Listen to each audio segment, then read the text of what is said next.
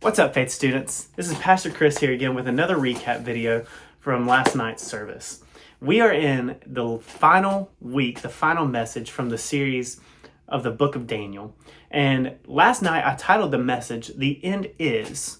And I asked the question, when you think about end times, what's the first thing that comes to mind? Is it fearful? Is it scary? Is it exciting? Is it stressful? What is it?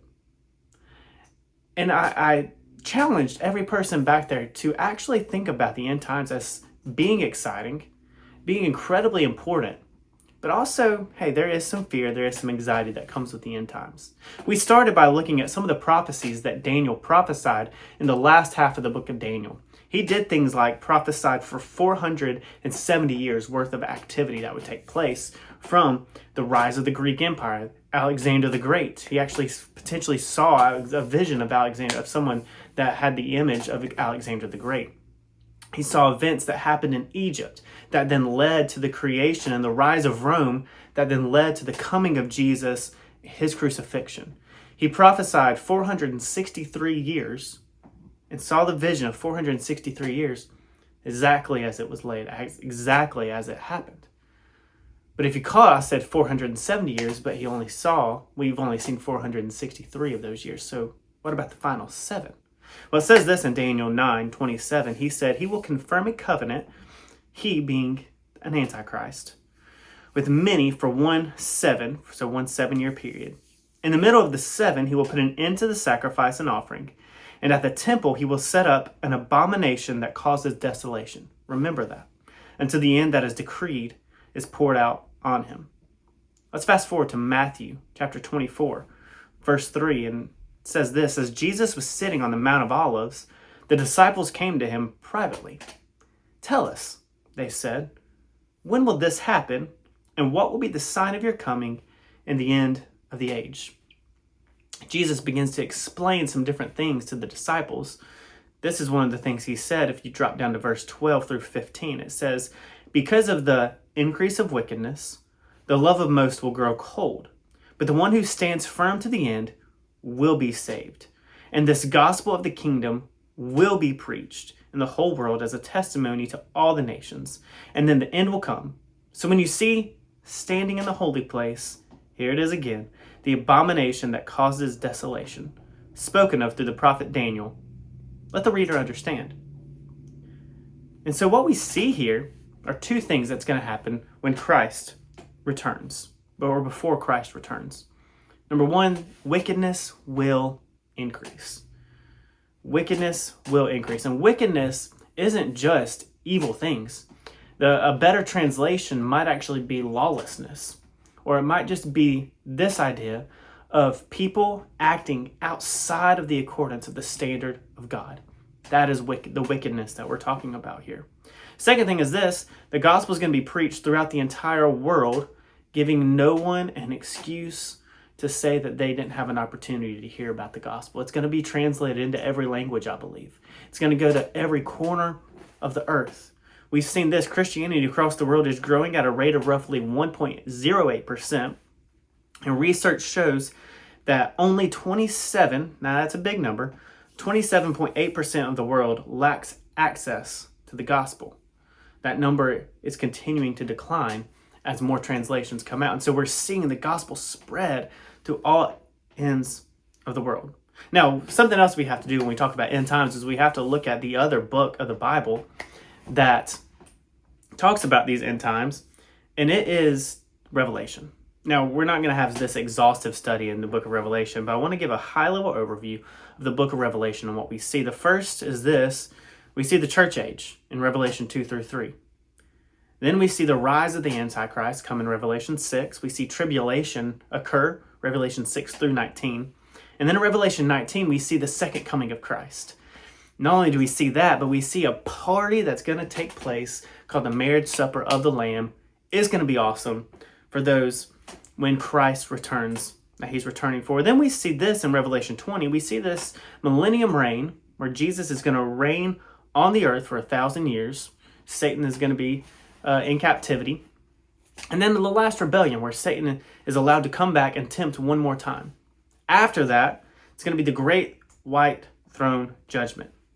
And we see this in Revelation 20, 11 through 15. And what I want to stress here is that when we meet God face to face at the white throne judgment, and he basically says, why should I let you in? The answer is not, man, I did these awesome things. I did this. I prayed for people. I healed people. I went to church every Sunday. I was a pastor. That's not the correct answer. Religion is not the answer. Relationship. It's, man, I made mistakes, but I loved you every day. I loved you every day, and I tried to live the best life possible because I loved you. That's what Jesus is looking for, that relationship with him. And then finally, it's Revelation 21 through 22. It's eternity.